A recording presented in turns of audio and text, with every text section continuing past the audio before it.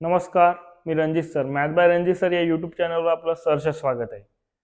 तर तत्पूर्वी good morning, good afternoon, good evening. तुम्ही ज्या वेळेला हा व्हिडिओ पाहत आहे तुम्हा सर्वांसाठी त्या त्या पद्धतीने.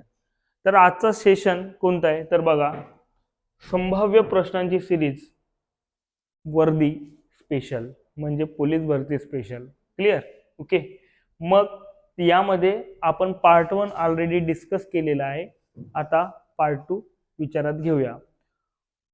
काही क्वेश्चन म्हणजे आपण 45 ते 50 क्वेश्चनचा सिरीज राबवत आहे. आउट ऑफ मार्क कसे घ्यायचे त्या दृष्टीने आपण इथे पूर्णपणे अभ्यास चालू आहे. त्यामुळे पार्ट 1 इथे कंप्लीट झालेला आहे. आज आपण पार्ट 2 या लेक्चर सिरीजला सुरुवात करूया. तत्पूर्वी तुम्ही एकदा सेशनला लाईक होऊ द्या, इतर विद्यार्थी मित्रांपर्यंत शेअर करा. क्लिअर? आणि चॅनलला नवीन असणार तर एकदा सबस्क्राईब करून घ्या, म्हणजे नोटिफिकेशन तुम्हाला वारंवार म्हणजे लवकरात लवकर मिळत जाईल. व्हिडिओ शेवटपर्यंत बघा, नक्की इन्फॉर्मेटिव्ह वाटेल आणि नक्कीच तुम्हाला तुमच्या परीक्षेसाठी महत्त्वपूर्ण ठरणार. क्लिअर? देन आता जाऊया नेक्स्ट. पहिलाच क्वेश्चन आपला आहे जो की बघा, आता रिझनिंगचा क्वेश्चन आहे किंवा बुद्धिमत्तेचा क्वेश्चन आहे. तर बघूया आपण काय म्हणता याला. 6 माणसे अ ब क ड ई आणि एफ हे एका रांगेत उभे आहेत. क आणि ड हे जवळ जवळ असून ईच्या बाजूला आहेत. क व ड हे जवळ जवळ आहे. कोण डावीकडे कोण उजवीकडे काही माहिती नाही. ईच्या बाजूला आहे. ईच्या बाजूला म्हटलं तर या पद्धतीने राहणार. ठीक. देन ब हा अ च्या जवळ उभा आहे. ब हा अ च्या जवळ उभा आहे. ब आणि अ यांची जवळ जवळ आहे आपल्याला माहित झालंय, परंतु कुठं नेमकं अजूनपर्यंत माहित नाही. याची पोझिशन ई ची इकडे सुद्धा येऊ शकणार. निश्चित असं काही कळालेलं नाहीच. पण आपण पुढे जाऊया. अ हा फ पासून चौथा आहे, म्हणजे सॉरी, ब हा अ च्या जवळ उभा आहे. देन त्याच्यानंतर अ हा फ पासून चौथा आहे. तर मी जर इथे जर अ ला जर घेतलो, ओके, अ ला जर इथे घेतलो, देन अ पासून 1 2 3 4 म्हणजे चौथा कोण आहे? फ. क्लिअर? इथं मेंटेन होत आहे. देन मग आपला पुढचा एक कंडिशन आहे बघा, आपण जे वाचला होता की ब काय तुमचा ब आणि अ, ब हा अ च्या जवळ उभा आहे. जवळ उभा आहे म्हटलं तर ब इकडे तर बसू शकणार नाही, म्हणजे इकडे ब इथे येणार. म्हणजे फायनली तुम्हाला इथे काय म्हणता येतं, सगळ्यात टोकाला कोण उभे आहेत. सगळ्यात टोकाला कोण उभे आहे म्हटलं तर तुमचं उत्तर काय येणार, इकडचा ब आणि देन त्याच्यानंतरच्या इकडचा फ. ब आणि फ असं तुमचं उत्तर तिथे मेंटेन होणार आहे. म्हणजे option B is correct answer तिथे राहणार आहे. क्लिअर? ओके. देन नेक्स्ट आता बघूया आपण. देन त्याच्यानंतरचा क्वेश्चन बघा पुढं. जर आपण इथे म्हटलं की 74295108 या अंकातील समस्थानावरील सर्वात मोठा अंक व विषम स्थानावरील सर्वात लहान अंक यांची बेरीज. समस्थान म्हटलं तर तुमची दुसरी, चौथी, सहावी, आठवी अशा पद्धतीने. मग विषम स्थान म्हटलं तर 1 3 स्थान म्हणताय, विषम संख्या नाही. आता जर इथनं 1 नंबर दिला तर हा विषम स्थान आहे. विषम स्थानावरील सांगा. 1 विषम स्थानावर सर्वात मोठी इथं 7 आहे. देन इथे 2 आहे. देन इथे 5 आहे. देन इथे सॉरी सर्वात लहान म्हणताय विषम 0 आहे. आणि देन इथे 6 आहे. हे झाले तुमचे विषम स्थानावरील. मग विषम स्थानावरील कोण आहे म्हटलं 7 2 5 0 6 आणि समस्थानावरील 4 9 1 8 अशा पद्धतीने आहे. ठीक आहे. यानुसार आहे. तर यामधला सर्वात लहान कोण आहे सांगा बरं, 0च आहे. आणि यामधला सर्वात मोठा कोण आहे तुमचा 9. मग आता त्या दोघांची सर्वात लहान, विषम स्थानावरील सर्वात लहान आणि ते समस्थानावरील सर्वात मोठा असं जर म्हटलं, दोघांची बेरीज किती असं जर म्हटलं तर दोघांची बेरीज किती होत आहे 9. म्हणजे option D is a correct answer तिथे राहणार आहे. असे सोपे क्वेश्चन सुद्धा पेपरमध्ये विचारल्या जातात, पुन्हा विचारणार सुद्धा. क्लिअर? तर आपल्या सोपे कठीण सर्वच आपल्याला इथे मेंटेन करायचं आहे. ज्या पद्धतीने आता बघा, हा नातेसंबंधाचा क्वेश्चन आहे. नातेसंबंधाचा क्वेश्चन तर पी हा ए चा भाऊ आहे, पण ए हा पी चा भाऊ नाही म्हणताय बघा. पी काय, पी ए चा भाऊ आहे. भाऊ बहिणीचा आपण बरोबरीने विचार करतो. पी हा ए चा भाऊ आहे, भाऊ. पी भाऊ आहे म्हणजे प्लस. पण ए बद्दल काही लिंग किंवा जेंडर माहिती आहे का? सध्या तरी नाही. पण आता नंतरचा बघा, ए हा पी चा भाऊ नाही. भाऊ नाही म्हणजे आता काय, निश्चितपणे बहीण असायला पाहिजे. भाऊ नाही म्हटलं दोनच जेंडर आपण विचार करतो, एक मेल एक फिमेल. मग प्लस मेल साठी मायनस फिमेल साठी. ए ची आई क्यू आहे. ए ची आई म्हटल्यानंतर देन ए ची आई म्हणते, सॉरी, देन ए ची आई कोण आहे? क्यू. म्हटलं तर क्यू वरती असायला पाहिजे. आई म्हणताय तर फिमेल. देन पी चे वडील आर. पी चे वडील आर. आता पी चं वडील म्हटलं तर वरतीच येणार आर. आर इथं प्लस. तर पी चे काका यस. पी चे काका म्हटलं तर या आर ला भाऊ असायला पाहिजे. एस काका म्हटलं तिथे सुद्धा प्लस. हा, तर ए आणि यस. आता आर चेच दोन अपत्य आहे, मग याला काका, तर यांच्यामध्ये रिलेशन काय? तर पुतणी म्हणजे फिमेल आहे. पुतणी आणि काका यांचा दोघांचा यस व यस यांच्यामध्ये दोघांमध्ये रिलेशन आहे. समजतंय? मग असं जर विचारलं असता ए चे यस चे नाते काय म्हटलं तर ए हा यसचा कोण, ए ही यस ची कोण म्हटलं तर तिथं पुतणी फक्त असा आन्सर आला असता. यस चे ए शी नाते काय म्हटलं असतं तर काका तिथे उत्तर येणे होताच. परंतु तसा नाही, नाता विचारताय, संबंध विचारताय, ते संबंध पुतणी आणि काका असं इथे मेंटेन राहणार आहे. क्लिअर? देन बघा, हे क्वेश्चन सोडवण्याच्या आधी तुम्ही एकदा पॉज करा, स्वतःहून आन्सर काढा, देन त्याच्यानंतरच तुम्ही त्याचं विश्लेषण बघा. क्लिअर? ते 24 ताशी कालमापन पद्धतीने रात्रीचे 10 वाजले असतील तर त्यास किती वाजले असे म्हणतात? आता रात्रीचे 12 म्हणताय, आपण 24 ताशी म्हटलं तर 10 वाजणे काय, आणि डायरेक्टली सोपा क्वेश्चन होता 22 वाजणे काय, तेवढंच सारखं फरक आहे. समजत आहे का? या पद्धतीने जसं 12 नंतर 1 म्हणजे 13, 14, 15 असं करता करता 10 वाजता म्हणजे काय, 22, 23, 24 म्हटलं पुन्हा 12, म्हणून option A is a correct answer तिथे राहणार आहे. दे 54, 43, 34, 27, 22. 54, 43, 34, 27 आणि 22. तर यांच्यामध्ये बघा, इथला फरक जो आहे तुमचा 11चा फरक जाणवत आहे. इथं कितीचा फरक जाणवत आहे? 9. आणि इथं रे 7 आणि इथं रे 5. म्हणजे येणारी संख्या आता नंतरची 5 नंतर इथे किती, मग 3 म्हटलं तर 22 वजा 3 म्हटलं तर किती होणार उत्तर? मग तुमचं 19. म्हणजे option B is a correct answer तिथे राहणार आहे. क्लिअर? मग ओके. नेक्स्ट त्यानंतरचा बघा, हा जो क्वेश्चन आहे पुन्हा ते आपण संख्यामाला किंवा अक्षरमाला या पद्धतीचा आहे, दोन्ही मिक्स वाला क्वेश्चन. तर जे डी 2 आणि देन एम जी काय रे 4 आणि पी जे 6 आणि एस एम 8. ओके. देन मग आता जे नंबरिंग 10, याचा एमचं नंबरिंग किती आहे तुमचं 13. देन पी 16 आणि एस 19. तर यामध्ये तुम्हाला एक रिदम जाणवत आहे का बघा, +3 +3 +3 म्हणजे +3 म्हणजे व्ही. 22 नंबरचा कोण येणार? व्ही यायला पाहिजे. व्ही असणारा ऑप्शन कोणते आहे तुमचे? 2 आहेत. म्हणजे हा गेला आणि हा गेला, म्हणजे एकतर आता बघा पी दोन्ही मध्ये तुमचा साम्य आहे, म्हणून त्या दुसऱ्याला पाहण्याची काही गरज नाही. आता 10 येईल की 12 येईल? तर बघा 2 4 6 8 म्हणजे 2 ने वाढ होत आहे, +2 +2 +2.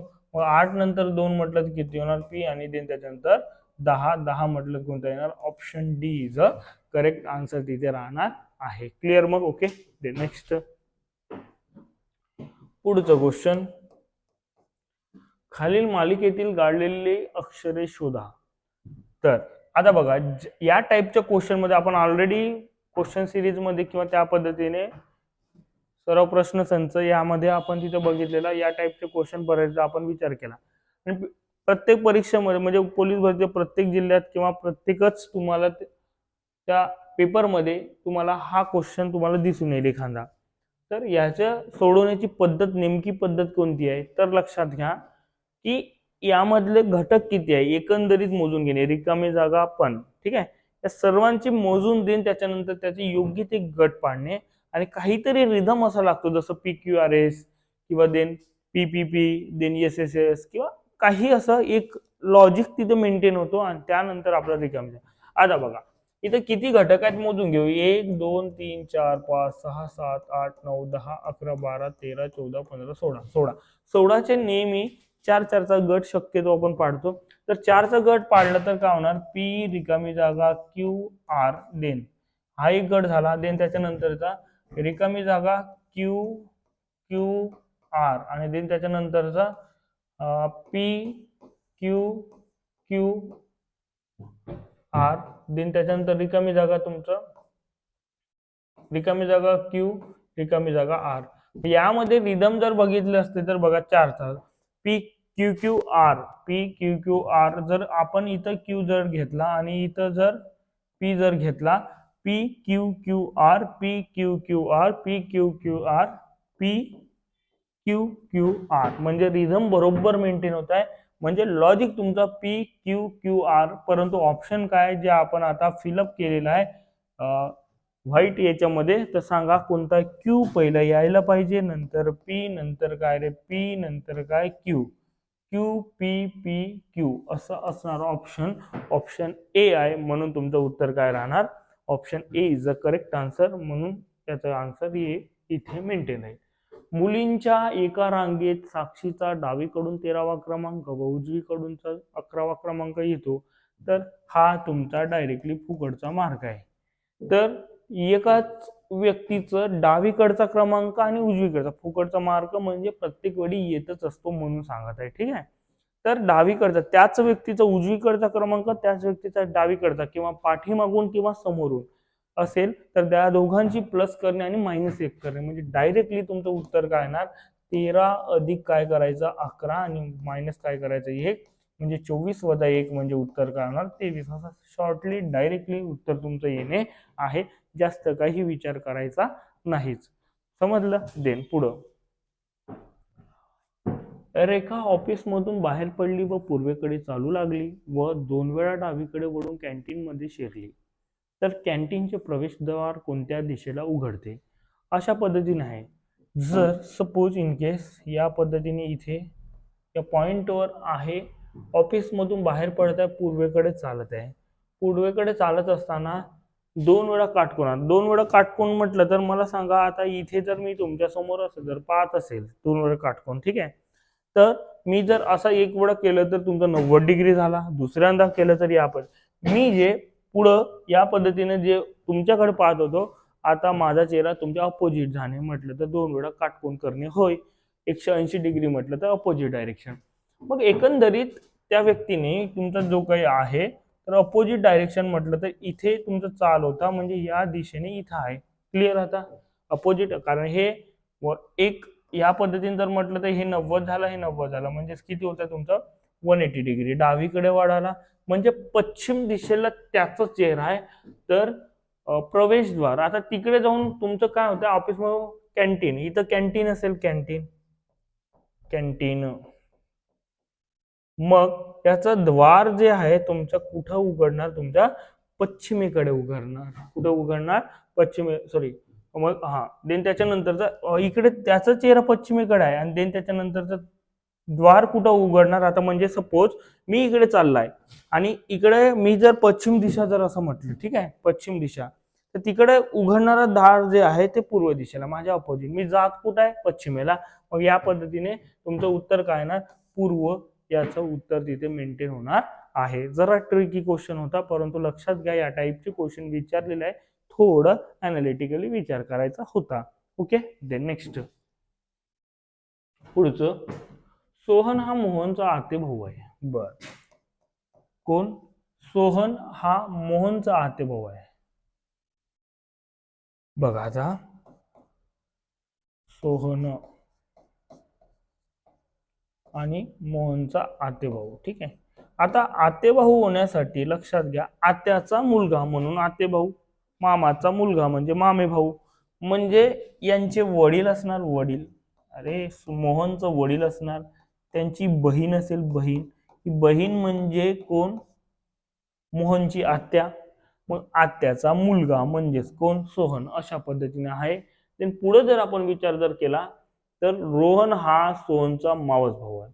सोहनचा मावस भाऊ म्हटल्यानंतर, भाऊ तर म्हणतोय, मावस भाऊ म्हटलं तर, आणि त्याला मावशी असायला पाहिजे, मावस भाऊ म्हटलं तर मावशीचा मुलगा, म्हणजे मावशी असायला पाहिजे, म्हणजे या बहिणीला एक अजून एक बहीण असायला पाहिजे, आणि बहिणीचाच मुलगा म्हणजेच कोण आहे, तुमचं रोहन. मग आता रोहन जर आपण या पद्धतीने जर इथं विचार जर केला, रोहन आणि सोहन कोण, रोहन आणि सोहन यांनी मावस भाऊ आहे.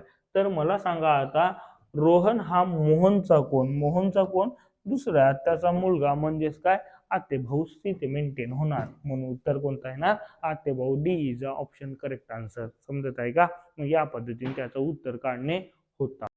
नेक्स्ट आता बघा, इथे नंतरचा, कबीर उत्तरेकडे चालत गेला. बर, कबीर उत्तरेकडे जात आहे, ठीक आहे. थोड्या वेळानं तो उजवीकडे वळाला, उजवीकडे वळाला, देन मग उजवीकडे वळून काही अंतर गेला असेल, नाही गेला असेल, मग देन त्याच्यानंतर उजवीकडे वळून देन पुन्हा, आता जसं जात आहे उजवीकडे वळाला, पुन्हा डावीकडे वळाला, मग डावीकडे वळाला व 2 किलोमीटर गेला, 2 किलोमीटर, ठीक आहे. नंतर पुन्हा चालल्यानंतर तो डावीकडे, आता वरती जाताना डावी दिशा म्हटलं तर तुमची इकडची राहणार, क्लिअर, वरती जाताना, म्हणजे त्याचा चाल आता कोणत्या दिशेस आहे, डायरेक्टली उत्तर पश्चिमेच्या साईडनं आहे, म्हणून उत्तर काय येणार, पश्चिम, असं त्याचा आन्सर तिथे येणार. बरोबर लक्षात घ्या, इथं उत्तरेकडे जात होता, उत्तरेकडे जर आपण म्हटलं मी असं येत आहे उत्तरेकडे, ही उत्तर दिशा असेल, पहिल्यांदा उजवीकडे वळत आहे, पुन्हा डावीकडे वळत आहे म्हणजे उत्तरच झाला, पुन्हा डावीकडे वळता म्हणजे पश्चिम झाला, विषय असा होता तो, ठीक आहे. दे त्यानंतरचा बघा पुढचा क्वेश्चन. हा हा क्वेश्चन जर आपण इथं विचार जर केला तर यावरून लॉजिक काय लागत आहे, 6चा वर्ग प्लस 2चा वर्ग म्हटलं किती, 36 अधिक 4 म्हटलं उत्तर किती रे, 40 असं तुमचं आहे.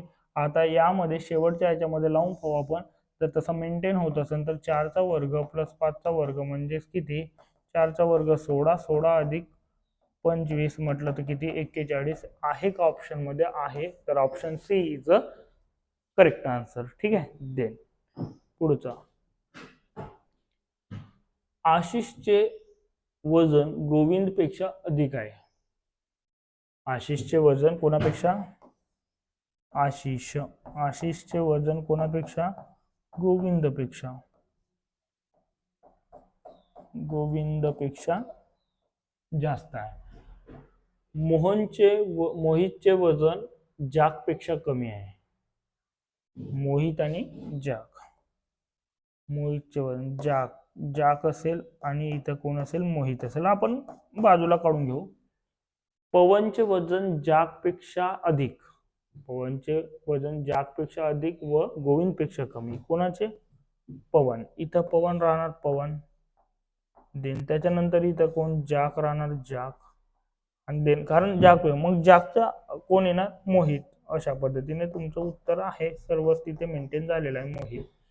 मग आता देन त्याच्यानंतर गोविंदपेक्षा कमी, तर या सर्वात जास्त वजन कोणाचे आहे म्हटलं, कोणाचे सर्वात जास्त वजन आहे, आशिष, आशिष म्हटलं तर option D is a correct answer तिथे राहणार आहे, क्लिअर. मग ओके, देन नेक्स्ट आता बघा, पुढचा जर कंडिशन जर आपण अप्लाय जर केला तर यामध्ये कोणता लॉजिक लागत आहे, तर हे जे इकडचे 3 घटक आहेत त्यांचा जर आपण गुणाकार जर केलं, 5 गुणिला 3 गुणिला 1 म्हणजे उत्तर किती, 5 त्रिक 15, म्हणजे हा चौथा घटक तुमचा येत आहे. तर यामध्ये सुद्धा तसंच होत आहे का, 2 गुणिला 4 गुणिला 3 करा, 4 दुने 8, 8 त्रिक 24, अशा पद्धतीने इथेही मेंटेन होत आहे.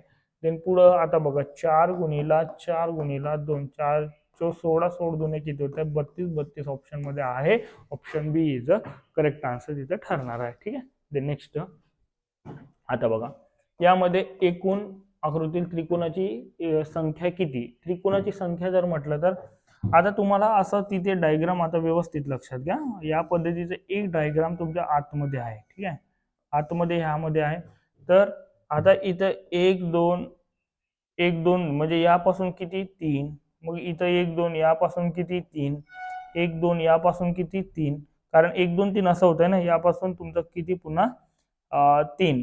ठीक आहे, तर तुमचं 3/12 इथं झाले व्यवस्थित क्लिअर. मग जर आपण जर वेगळ्या या पद्धतीने जर विचार जर केलो तर लक्षात घ्या, मी जर म्हटलं हे बघा या पद्धतीने हा जो ट्रायंगल आहे, हा ट्रायंगल एक, त्याच्या ऑपोजिटचा एक, असे किती झाले 2. पुन्हा हा जो ट्रायंगल आहे असं, आणि देन त्याच्यानंतर याच्या अपोजिटचा हा एक, असे 2 ट्रायंगल, म्हणजेच किती, म्हणजे एका या डायग्राम पासून सोडा.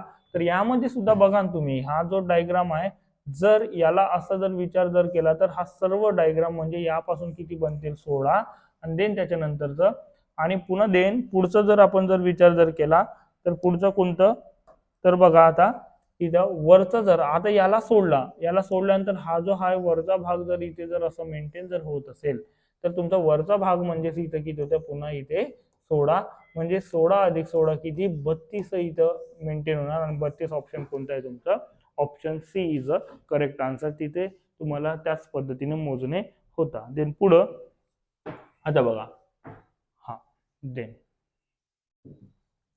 पुढचा आता यामध्ये क्वेश्चन पुन्हा त्याच पद्धतीचा आहे. तर आपण इथं लिहून घेऊया राऊंडेबल. कधी कधी अपोजिट यांचं रिलेशन लागणार, कधी कधी तुमच्या राऊंड मध्ये त्याचा विषय होणार. डी एच रिकामी जागा पी टी एक्स. तर मित्रो डी चा नंबर 4, एच चा नंबर 8, इथं माहिती नाही, पी चा नंबर 16, टी चा नंबर 20 आणि एक्स चा नंबर 24. तर तुम्हाला पाहता क्षणी एक समजायला पाहिजे, 4च्या पाड्यामध्ये इथे 4चा फरक आहे, इथे तुमचा 4चा फरक आहे, इथे तुमचा 4चा फरक आहे, म्हणजे डेफिनेटली यामध्ये कितीचा फरक असायला पाहिजे, इथल्या यामध्ये 4चा आणि इथे यामध्ये सुद्धा 4चा. इथं 4 येण्यासाठी जर मी इथं 12 ठेवलो, 12 म्हटलं तर किती होत आहे 4, आणि इथे 4, मग 4 4 या पद्धतीने आहे. मग 12 म्हटलं तर तुमचं उत्तर काय येत आहे, 12 वर कोणतं येत आहे, एल. एल नंबर म्हणजे एल तिथे येणार, एल कोणता आहे तुमचा, option B is a correct answer तिथे राहणार आहे. असं सोपा क्वेश्चन होता, फक्त राऊंड मध्ये विचार करणे आवश्यक होता. देन पुढचा क्वेश्चन जर म्हटलं तर बघा आता, हा जो बघा याचा लॉजिक काय, कशा पद्धतीने आपण जर त्रिकोणाच्या टॉप वरचे जे काय आहे, जसं 3 अधिक 5 अधिक 7 जर केला, आणि देन त्याच्यानंतर टॉप वरची संख्या, किंवा तुम्ही याला 5 ने जर गुणले तर मधली संख्या. आणि या टाईपच्या क्वेश्चन मध्ये नेहमी एक लक्षात ठेवायचा, तुमचं यावरचे क्वेश्चन सोडवताना ट्रायंगल मध्ये जो आतमध्ये आहे की नाही, ते वरचं काहीतरी तुमचा गुणाकार करा, भागाकार करा, प्लस करा, मायनस करा, प्लस करून त्याचा वर्ग करा, घन करा, जे काही उत्तर आहे आतमधलं येणार. समजत आहे का, म्हणजे बाहेरचा रिलेशन आतमधल्या सोबत आपण तेच करताय. 5 3 7 दोघं म्हणजे तिघांनी, कधी कधी गुणाकार सुद्धा एक्स्ट्रा असू शकतो, म्हणून 5 आणि 3 8, 8 7 किती होत्या 15, 15 गुणीला जर 5 जर केलं तर उत्तर किती होतं 75, असा आतमध्ये आहे. Okay clear. मग यानुसार जर आपण इथं टॉपवरची जी संख्या होती त्याच्याने आपण इथे गुणलाय, मग नंतरचा जर विचार जर केला तर आपण जे फायनल आन्सर आहे ते बघूया. 7 अधिक किती रे 13 अधिक किती रे 3, अशा पद्धतीने तुमचं आहे. गुणीला टॉप वरची संख्या कोणती आहे, मग तुमची 7. मग 7 नाही तर मल्टिप्लिकेशन जर केला तर सांगा 20, 20 अधिक 3 किती होतात 23, 23 गुणीला 7 म्हटलं तुमचं उत्तर काय होत आहे, 3 7 21, 21 आणि देन त्याच्यानंतरचा 2, आणि 7 2 14 2 किती होत आहे 16, म्हणजे 161, म्हणजे option C is a correct answer तिथे राहणार आहे. जर लॉजिक हा जर तुम्हाला व्यवस्थित लवकरात लवकर लागलं तर ठीक, याला मोजून 20 सेकंद द्यायचे, जर नाही आला तर उत्तर घरी येऊनच. समजत आहे का, जास्त इगो हर्ट करून घ्यायचा नाही. आम्हाला असा कसा नाहीये असं जर विचार जर केला तर पेपर सुद्धा म्हणते तुला दुसऱ्या वर्षी आणल्याशिवाय मी काही चैन घेत नाही. म्हणून याला सीधा थोडा त्याला सन्मान द्यायचा, राम राम ठोकायचा, पुढे जायचा, नंतर सर्व क्वेश्चन सॉल्व्ह करून पुन्हा याच्याकडे यायचा, तेव्हा तुम्हाला तो सुद्धा सन्मान करेलच. ओके. देन नेक्स्ट आता बघूया पुढचं.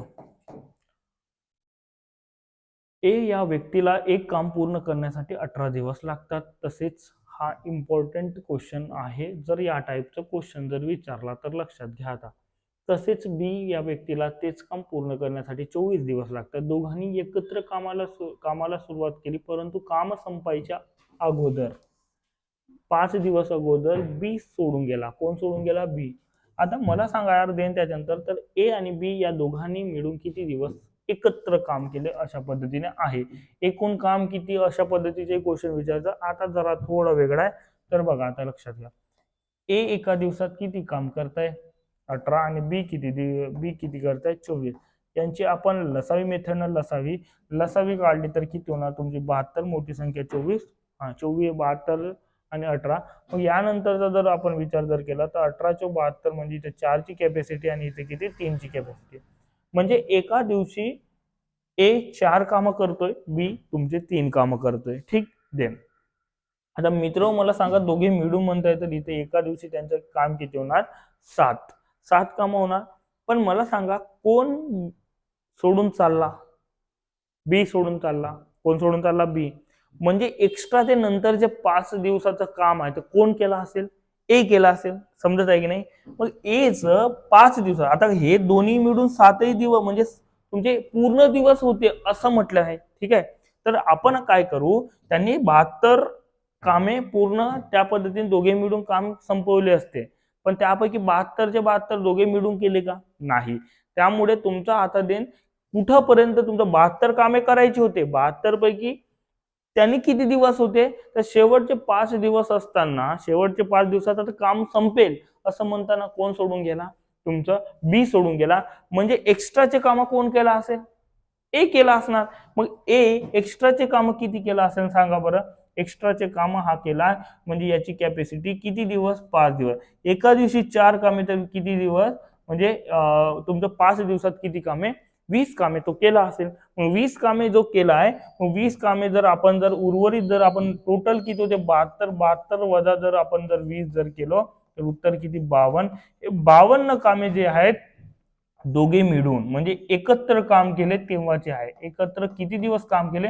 मग आता 52 काम करायला त्यांची कॅपॅसिटी एका दिवसाची कॅपॅसिटी किती आहे 7 ने जर भागलं तर 7 काय होतं तुमचे 49 राहिले किती तुमचे 3 भागीला तुमचं काय होणार 7. असं तुमचं उत्तर जे ऑप्शन आहे ते आहे option D is a correct answer. 7.37 दिवस त्यांनी एकत्र काम केलंय. हा तुम्हाला क्वेश्चन जरा स्टार मार्क राहील. हा क्वेश्चन जर विचारला तर त्या पद्धतीने जरा विचार करायचा आहे तुम्हाला. ठीक आहे. कोण सोडून जात आहे त्यांनी एक्स्ट्रा काम केलं म्हणून त्याचे काम वजा करा. तेवढ्या दिवस सोबत त्यांनी काम करत होते. ओके. नेक्स्ट पुढचं आता हा डायसवाला कन्सेप्ट आहे. तर आता लक्षात घ्या यामध्ये हा 3च्या अपोजिट 1 असतो आणि देन या बाहेरचा अपोजिट बाहेरचा आणि या 5चा अपोजिट कोणता आहे 6.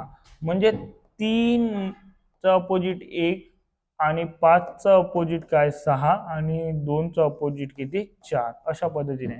म्हणजे जो विरुद्ध आहे तो कधी एकत्र येऊ शकत नाही. हे जे तुमचे डायग्राम्स आहेत हे सर्व डायग्राम्स काय सर्व जर विचार जर केला तर तुमचे ते एकत्र आले. एकत्र म्हणजे ते शेजारी आहेत. मग जे विरुद्ध आहे ते शेजारी कधीच येऊ शकत नाही. आता बघा 3च्या विरुद्ध 1 नको यायला. 3च्या विरुद्ध 1 व्यतिरिक्त बाकी सर्व चालेल. परंतु 3च्या विरुद्ध काय नको 1. मग 3च्या विरुद्ध 1 इथे जवळच आहे ना जमेल का नाही. हा बनू शकणार नाही. 5च्या विरुद्ध काय नको पाहिजे 6. 5च्या विरुद्ध 6. 5 आणि 7 जवळ जवळ आहे म्हणजे हाही जमणार नाही. देन त्याच्यानंतरचा बघा पुढचा जर म्हटलं 2च्या विरुद्ध 4 इथे बघा 2च्या विरुद्ध 4 जे आहेत एकत्र विरुद्ध कट्टर दुश्मन आहे. समजत आहे का अजिबात नाही. तू माझ्याकडे आला खूपसूरत मारतो असा झाला विषय. समजत आहे का. म्हणून इथं जवळ म्हणजे संबंध त्यांचा त्या पद्धतीने जे अपोजिट आहे अपोजिट तुमचे जवळ कधीच येणार नाही. ते दुरावास मेंटेन करतो. म्हणून डायरेक्टली मग आता बघा याला आता इथं जर तुम्ही बघितले तर 2च्या अपोजिट काय पाहिजे होतं 4 आहे का नाही. 5च्या अपोजिट काय 6 आहे का नाही. 1च्या अपोजिट 3 पाहिजे होतं 3 आहे का नाही. म्हणजे आपापसात त्यांनी एकमेकांसोबत चांगले घनिष्ठ संबंध आहे असं म्हणूया. म्हणून त्यांचं उत्तर काय ना ऑप्शन सी. हे विरुद्ध आहे म्हणून गेट कॅन्सल. याच्यामध्ये इलिमिनेशन मेथडच वापरायची. ठीक आहे. ओके. देन पुढं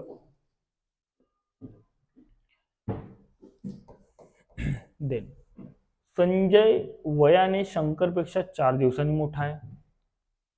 जर शंकरचा जन्मदिवस शंकर जन्मदिवस कधीचा आहे? सोमवारचा. पण शंकर हा जो व्यक्ती आहे, शंकर संजय वयाने शंकरपेक्षा 4 दिवसांनी मोठा आहे. संजय मोठा आहे म्हणजे हा शंकर लहान असायला पाहिजे. काय असायला पाहिजे? लहान. म्हणजे संजय काय? संजय मोठा. तर तुम्हाला शेवटी काय विचारताय? संजयचा वार सांगा. मग 4 दिवस. आता मला सांगा, जर सपोज आता मला इथे एक पॉइंट आउट क्लिअर करा. जर इन केस जो व्यक्ती आता जर आज 14 तारीख आहे, 14 तारीख एका महिन्याचा, एप्रिलच्या 14 तारीख म्हणूया. 14 तारखेला एकाने जन्म घेतला आणि त्याच्यानंतर एकाने 18 तारखेला जन्म घेतला. यामध्ये लहान कोण म्हटलं तर लहान आहे तुमचा कोण? तिथे जो नंतर जन्माला येते तो लहान आहे. त्याचा जर तुमचं जर आता मी म्हटलं 15ला एक जन्माला आला आणि 14ला लहान कोण? 15ला, त्याच वर्षी त्याच महिन्यात 15ला. मग तो जर तिथं लहान व्यक्ती जर तुमचा 15ला जन्माला येते, सोमवार असेल, तर त्याच्यानंतरचा तुमचा मोठ्या व्यक्तीचा वार काढायचा असेल तर मागे यावं लागेल. म्हणजे मागे म्हणजे -1. म्हणजेच आता जेव्हा लहान व्यक्तीकडून मोठ्या व्यक्तीचा जर आपल्याला वार जर काढायचा असेल, मोठा व्यक्तीचा जर वार जर काढायचा असेल, तर आपल्याला काय करावं लागतं? मायनस किती दिवसाचा गॅप आहे? 4 दिवसाचा गॅप आहे. किती? 4. म्हणून -4 इथे जर मेंटेन केला, सोमवार -4 म्हणजे उत्तर काय येणार तुमचा? -4 करा किंवा +3 करा. विषय तेवढाच होतो. सोमवार +3. आपण करताना 4च करायचं, पण आपण जोडताना इथे +3 म्हटलं काय होणार? गुरुवार असं त्यामध्ये उत्तर येणार आहे. क्लिअर? मग ओके. देन बघा आता हा प्रश्न कुठं विचारलाय? गडचिरोली जिल्हा पोलीस 2024. तर 8 व्यक्ती चौरस आकृती बसलेले आहेत. त्यातील 4 व्यक्ती चौरसाच्या कडेला व 4 व्यक्ती चौरसाच्या बाजूच्या मध्यभागात बसलेले आहेत. तर यावरून आपल्याला असं डायग्राम इथं मेंटेन करता येते. एक चौरस आहे, चौरसाच्या म्हणजे त्या मध्यभागी आणि कडेला बसलेले आहे. तर बघूयात. मध्यभागी म्हटलं तर या पद्धतीने इथे मेंटेन राहणार आणि कडेला म्हटलं तर कॉर्नरवर इथे मेंटेन राहील. जसं या पद्धतीने इथे किंवा इथे किंवा इथे या पद्धतीने राहणार. ठीक आहे. तर आता लक्षात घ्या, रुपेश हा विजयच्या उजवीकडे तिसरा आहे. रुपेश हा विजयच्या उजवीकडे तिसरा आहे. तर आपण कधी पण उत्तर सोडवताना दक्षिणेकडून विचार करतो. परंतु आता बघा, मी जर विजयला इथं जर ठेवला आणि देन त्याच्यानंतर काय म्हणताय? रुपेश 1 2 3 3 म्हटलं तर इथं रुपेश येणार. अरे येणार की नाही? रुपेश. मग आता मला सांगा, रुपेश जर म्हटलं तर रुपेश हा टोकाला मुळीच नाही. रुपेश हा टोकाला नाही म्हणजे ही कंडिशन आपली सॅटिस्फाय होत नाहीये. म्हणजेच काय होणार सांगा बरं आता देन त्याच्यानंतर. मग आता विजयला एक काम करूया, आपण विजयला या पोझिशनवर ठेवूया. विजय. मग विजय जर इथं टोकावर नको यायला पाहिजे, त्याच्या उजवीकडे 1 2 3 कोण आहे? जर रुपेश. ठीक आहे. इथं हा कंडिशन सॅटिस्फाय झाला. पुढे काय म्हणताय? देन पुढे जर आपण जर विचार जर केला, दिनेशच्या डावीकडे तिसरा अमोल असून दिनेश हा मध्यभागी मुळीच नाही. आता मध्यभागी मुळीच नाही म्हटलं तर देन त्याच्याकडे पोझिशन 1 2 3 कुठेही बसण्याचे चान्सेस आहेत. पण आता देन त्याच्यानंतर काय म्हणताय? दिनेश देन त्याच्यानंतर तिसरा अमोल असून हा आपला सेंटेन्स नंतर हे विचार करावा लागेल. दिनेशच्या शेजारी हमीद किंवा सौरभ नाही. कपिल समोर विजय आहे. कपिल समोर विजय. आता हा जो सेंटेन्स पॉझिटिव्ह सेंटेन्स आहे. कपिल समोर विजय किंवा विजय समोर कपिल, म्हणजे कपिल इथे येणार. अरे आहे की नाही? कपिल इथं मेंटेन होणार. देन मग आता देन त्याच्यानंतरचा सौरभच्या डावीकडे तिसरा रुपेश आहे. सौरभच्या डावीकडे. मग सौरभच्या म्हणजे रुपेशच्या उजवीकडे यायला पाहिजे. क्लिअर? 1 2 3 म्हणजे इथं कोण येणार तुमचं? सौरभ. कोण येणार? सौरभ. आणि देन त्याच्यानंतरचा तुम्हाला एक सेंटेन्स आहे, सौरभच्या डावीकडे तिसरा असून हमीद हा कपिल व सौरभ. हमीद कुणा? कपिल व सौरभ. हमीद कपिल व सौरभ या पद्धतीने मध्ये आहे. उरलेल्या जागेवर राहुल बसतो. परंतु आपण एक सेंटेन्स सोडलेला होता. कोणता? दिनेशच्या. आता बघा, दिनेश हा मुळीच मध्यभागी बसत नाही म्हणते. मग दिनेशसाठी एकच जागा उर्वरित आहे, इथे दिनेश बसणार. ठीक आहे. जर इथे जर दिनेश जर बसला तर देन त्याच्यानंतरचं काय होतं मला सांगा? दिनेशच्या डावीकडे तिसरा अमोल आहे. आता दिनेश आतमध्ये पता 1 2 3 म्हणजे डावीकडे तिसरा कोण आहे? अमोल. अमोल इथे बसणार. उर्वरित जागेवर कोण? आता शेवटी काय म्हणताय? उर्वरित जागेवर राहुल बसतो. राहुल इथे बसलेला आहे. मग अशा पद्धतीने आपला डायग्राम तिथे मेंटेन होणे आहे. मग आता देन त्याच्यानंतर जर आपण वाचलो, तर बघा आता ऑप्शन्स. सौरव हा पुढीलपैकी योग्य पर्याय निवडा म्हणताय. सौरव हा उत्तरेकडे चेहरा. सौरव उत्तरेकडे नाही, कारण आपण डायरेक्टली जर म्हटलं तर अमोल उत्तरेकडे आहे, तो नाही येणार, म्हणजे हा तुमचा चुकीचा आहे. त्याच्यानंतर रुपेश हा एका टोकाला बसतो. रुपेश हा एका टोकाला बसतो म्हटलं तर रुपेश मध्यभागी बसतो, टोकाला बसत नाही, म्हणजे हाही येणार नाही. त्याच्यानंतर हमीद व राहुल समोरासमोर असून टोकाला बसतात. हमीद व राहुल समोरासमोर, हा पण टोकाला बसतात हे चुकीचं आहे. समोरासमोर आहे परंतु टोकाला नाही. 3 ऑप्शन गेले म्हणजे चौथा ऑप्शन डायरेक्टली राहणार. पण आता लक्षात घ्या, अमोल समोर रुपेश असून अमोल समोर रुपेश आहे आणि देन त्याच्यानंतर ते दोघेही मध्यभागी बसतात, हे 100% खरं आहे. म्हणून option D is a correct answer. या पद्धतीने एवढं लेंदी क्वेश्चन सुद्धा कुठं विचारलाय, गडचिरोली जिल्हा पोलीस 2024. म्हणून आता जास्त विचार करण्याची गरज नाही की या टाईपचे क्वेश्चन येतात का, एवढं लेंदी येतात का, येतात मित्र. ठीक आहे, तुमच्या समोरच आहे त्या पद्धतीने. म्हणून या लेवलची अभ्यास तुम्हाला वाढवावी लागेल. एवढे लेंदी क्वेश्चन सोडवण्याची प्रॅक्टिस सुद्धा पाहिजे. जरा ट्रिकी क्वेश्चन होता, ऑप्शनही लेंदी होते. क्लिअर? मग एवढ्या लेवलचा तुम्हाला विचार करणे आहेच.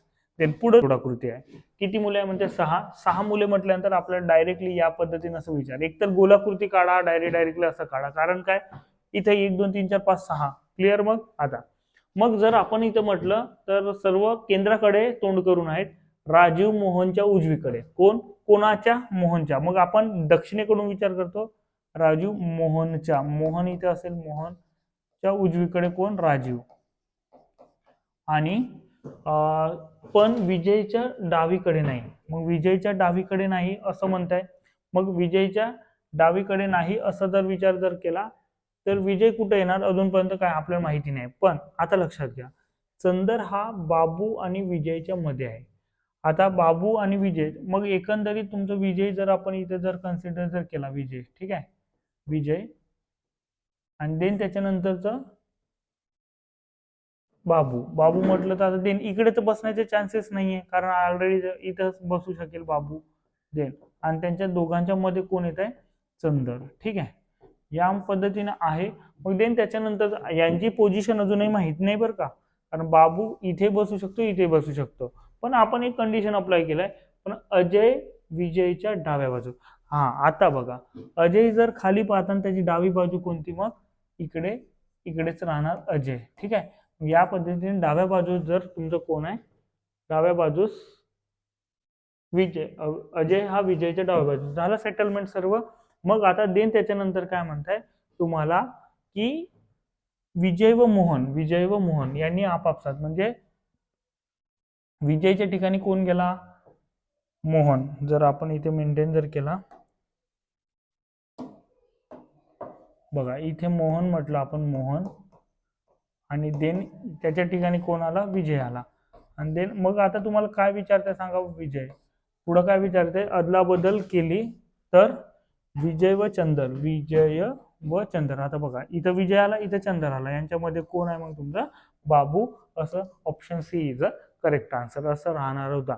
इथं डावीकडे किंवा उजवीकडे जे म्हणत आहे, एक्झॅक्टली त्याच्या डावीकडे किंवा एक्झॅक्टली त्याच्या उजवीकडे असं त्याचा विषय आहे. म्हणजे राजीवच्या एक्झॅक्टली उजवीकडे, म्हणजे इथे जर विजय बसायला नको, बस एवढं होतं, बाकी कुठेही बसू शकतो. असं थोडं विचार करण्यासारखं होता. देन नेक्स्ट, आता पुढचा क्वेश्चन, कपिल सरळ आता पूर्वेकडे म्हणते. आपण या पद्धतीने प्लस केला, पूर्वेकडे जात आहे. पूर्वेकडे जाताना किती? 5 मीटर. ठीक आहे, देन नंतर तो उजवीकडे म्हणजे असं जाताना दक्षिण दिशेणार, उजवीकडे वळून किती? 12 या पद्धतीने जात आहे. देन पुढे काय म्हणताय? पुन्हा गेला 90 डिग्री पुन्हा उजवीकडे. आता खाली जाणं, उजवी दिशा म्हटलं तर कोणती होणार तुमची? पश्चिम. म्हटलं तर वळून किती? 15 मीटर. आता 15 मीटर म्हटलं थोडं लांब घेऊया आपण, 15 मीटर. देन पुढे काय म्हणताय? पुन्हा शेवटी पुन्हा उजवीकडे. आता उजवीकडे, आता पश्चिमेकडे जाताना उजवी म्हटलं तुमची कोणती येणार? उत्तर दिशा. 22 मीटर गेला. मग देन त्याच्यानंतर इकडचं जर आपण असं 22 मीटर जर इथं मेंटेन जर केला, 22 मीटर. देन पुढचं जर आपण इथं कंडिशन जर अप्लाय जर केला, इथं बघा, हा जो डिस्टन्स आहे या पद्धतीने, हा जो डिस्टन्स इथे मेंटेन होत आहे, हा डिस्टन्स किती टोटली तुमचा? हा किती होतं? 5, किंवा या पद्धतीने इथे असं मेंटेन केला. ठीक आहे, देन मग आता देन पूर्ण टोटल डिस्टन्स हा 15 आहे, 15 पैकी हा किती 5, 5 म्हणजे इकडचं किती राहणार 10. क्लिअर. ओके. देन हा टोटल डिस्टन्स तुमचा 22 आहे, 22 पैकी हा जो जेवढा आहे तर आपण याला एकदा रफ करून टाकू. बर, हा हा तुमचा 12 मीटर आहे, तर हा टोटल डिस्टन्स तुमचा 22 आहे. देन त्याच्यानंतरचं हा 12 म्हणजे टोटल 22 म्हणजे हा किती राहणार, हा सुद्धा 10च राहणार. ठीक आहे.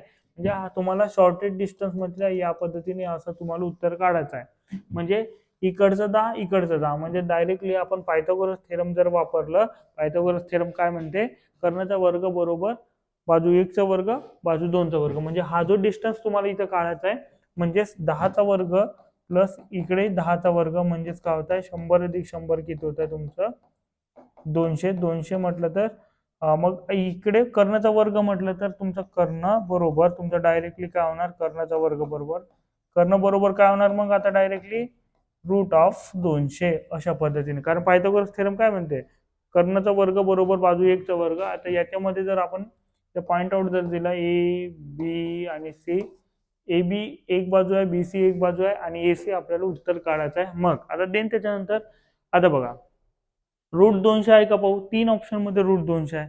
कारण याचं परफेक्टली स्क्वेअर उत्तर निघत आहे का, कोणत्या संख्येचा वर्ग आहे का नाही. म्हणून आता बघा मग आता येणार उत्तर कोणतं येणार, तर बघा कुठून तर कुठं पण मूळच्या स्थानापासून तो सध्या कोणत्या दिशेला आहे. आता मूळचं स्थान ए पॉइंट आहे, सध्याचं स्थान सी पॉइंट आहे. तर आता इथे जर आपण व्यवस्थित जर प्लस जर केला तर हा वरची दिशा म्हणजे उत्तर आणि खालची दिशा म्हणजे काय होणार तुमची दक्षिण आणि इकडची कोणती होणार पश्चिम. काय होणार तुमची पश्चिम. मग जर पश्चिम जर आपण इथं विचार जर केला तर लक्षात घ्या आता काय होत आहे, जर पश्चिम जर असं म्हटलं उत्तर आणि पश्चिम मध्ये कोण असते, पाकिस्तान, वायव्य. लक्षात ठेवा जरा. ठीक आहे. मग देन त्या पद्धतीने वायव्येकडे किती मग आता देन त्याच्यानंतर 200 मीटर अंतरावर तिथे मेंटेन राहणार आहे. तर कधी कधी तुम्हाला डायरेक्टली उत्तर निघणार नाही तेव्हा तुम्हाला रूट मध्ये आन्सर ठेवावं लागेल असा ऑप्शन असेल. ठीक आहे. याला दुसऱ्या पद्धतीने एक ऑप्शन राहू शकला असता, कोणता राहणार असता सांगा बरं. आता ते मी जर याला म्हटलं 100 गुणिले 2 म्हटलं असतं तर काय केलं असतं तुम्ही 100 गुणिला 2 म्हणजे उत्तर किती 100 म्हणजे रूट मध्ये 100 म्हणजे 10 आणि रूट 2 असाही सुद्धा आन्सर तिथे राहू शकला असता. हे लक्षात ठेवा जरा. ठीक आहे. देन जाऊया आता नेक्स्ट क्वेश्चन कडे. पुढचा क्वेश्चन बघा. हा एक क्वेश्चन जरा महत्वाचा क्वेश्चन आहे तुमचं. गटात न बसणारे शब्द या टाईपचे क्वेश्चन बरेचदा विचारलेले पुन्हा विचारले जाऊ शकते. भुईमुंग, सूर्यफूल आणि उडीद आणि तीळ, तर यांच्यामधला option C is a correct answer. का सी येत आहे लक्षात घ्या. बाकीचे भुईमुंग आहे किंवा सूर्यफूल आहे किंवा तीळ आहे हे सर्व काय तेलबियांचे प्रकार आहे, तेलबिया. ठीक आहे. आणि गटात न बसणारा आणि हा काय तुमचा उडीद कडधान्य आहे. ठीक आहे, कडधान्य. ठीक आहे. अशा पद्धतीने म्हणून तो विसंगत ठरतो. 3 काहीतरी एक साम्य दाखवते आणि एक काहीतरी तुमचा वेगळं काहीतरी दर्शवते, तेव्हा तुम्हाला तो ऑड वन आउट असं या पद्धतीने किंवा बाहेर गटात न बसणारा त्या पद्धतीने विचार कोणता येणार मग option C is a correct answer. Then त्याच्यानंतरचं बघा आता विजोड गटात न बसणारी संख्या. आता बघा लक्षात घ्या, जर दिसायला एकदम लहान दिसत आहे समजत आहे का, हा पण लक्षात ठेवा जर हा प्रश्नाचं उत्तर तुम्हाला आला तर विदिन सेकंद, नाहीतर नाकी नऊ येणीच आहे. समजत आहे. जास्तीचा विचार करायचा नाही आणि देन त्याच्यानंतर डायरेक्टली उत्तर जर आपल्याला इथं काढायचं असेल तर बघा आता इथे काय लॉजिक लागणार, का वर्ग काय घन काहीच इथे लागत नाही. मग आता बघा अशाही टाईपचे क्वेश्चन विचारलेले आहे. आपण प्रिव्हियस इयर क्वेश्चनचा अभ्यास करूनच या टाईपचे क्वेश्चन घेत आहे. तर बघा इथे काय होत आहे, तर अंकांची बेरीज जर आपण जर केलो नाहीतर दुसरा लॉजिकच तिथे सापडत नाही. म्हणजे 2 अधिक 6 अधिक 2 अधिक 2 या पद्धतीने केला आणि दुसऱ्या ऑप्शन मध्ये सांगा बरं 1 अधिक 6 अधिक 5 अधिक 0 आणि तिसऱ्या ऑप्शन मध्ये 2 अधिक 6 अधिक 3 अधिक 1 देन त्याच्यानंतर 1 अधिक 6 अधिक 4 अधिक 2 या पद्धतीने सर्वांची जर बेरीज जर आपण जर केली तर काय होणार सांगा. 2 अधिक 6 किती होते 8, 8 आणि 2 10, 10 आणि 2 किती होते 12. देन इथे बघा 6 आणि 1 7, 7 5 किती होते 12. देन त्याच्यानंतर 2 अधिक 6 8, 8 आणि 3 11, 11 आणि 1 12. देन त्याच्यानंतर 1 अधिक 6 7, 7 आणि 4 किती होते 11, 11 आणि 2 किती होते 13. या सर्वांमध्ये काय कॉमन दिसत आहे, अंकांची बेरीज 12 येत आहे, पण इथे नाही येत आहे. समजत आहे का? इथं काय वेगळा ठरत आहे, म्हणून ऑप्शन कोणता आहे ना, ऑप्शन डी जर तुमचा करेक्ट आन्सर 1642 हा तिथे वेगळा ठरत आहे. काही जर झेपलं नाही तर अंकांची बेरीज किंवा गुणाकार या पद्धतीने तुमचा साम्य राहू शकते. अशा पद्धतीने आपण इथे पार्ट 1 व्यवस्थितरित्या कव्हर केलेला आहे. तुम्हाला हे व्हिडिओ लेक्चर कसे वाटतंय नक्की कमेंटमध्ये कळवा. आणि तुम्ही बरेच दिवसापासून आपल्याला फॉलो करताय, परंतु चॅनलला सबस्क्राईब केले नसणार तर एकदा सबस्क्राईब करा. जाता जाता लाईक जर केले नसणार तर एकदा लाईक ठोकून द्या. ठीक आहे, भेटूया नेक्स्ट लेक्चरमध्ये. धन्यवाद.